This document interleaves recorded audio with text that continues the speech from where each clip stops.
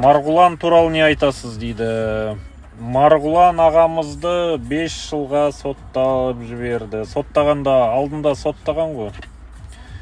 Кеше апелляциялық сот болды. Апелляциялық сот соттың шешімін өзгертусіз қалдырды. Данат Намазбай мен Марғұлан Боранбайға 5 жыл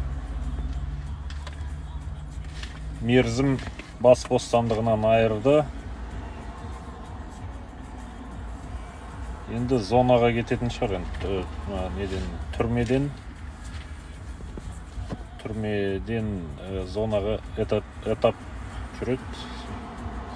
Сол зонаға кетеді енді олар. Қазір 21 шілде күні Мұхтар Тайжан пост жазыпты. 21 шілде 2022 жылы Алматыда осы Марғұлан Боранбай мен Данат Намазбайдың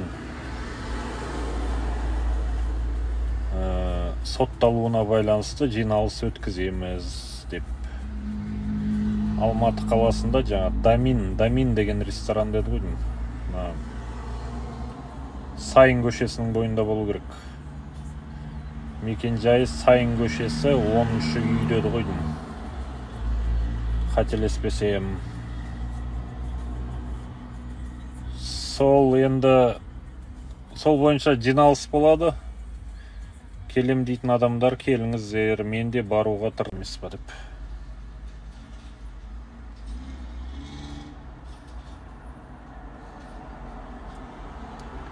Қашан дейді. 21 шілде күні болады жиналыс. Осы ертең ар күні ғой. Құдай бұйыртса.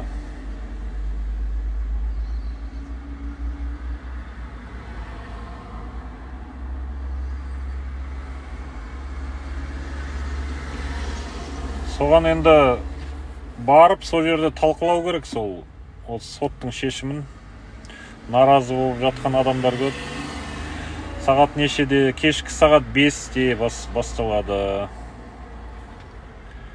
Әр қазақ баруға тиіс деп ойлаймын дейді. Ресторан 500 орындық ресторан деді ғой.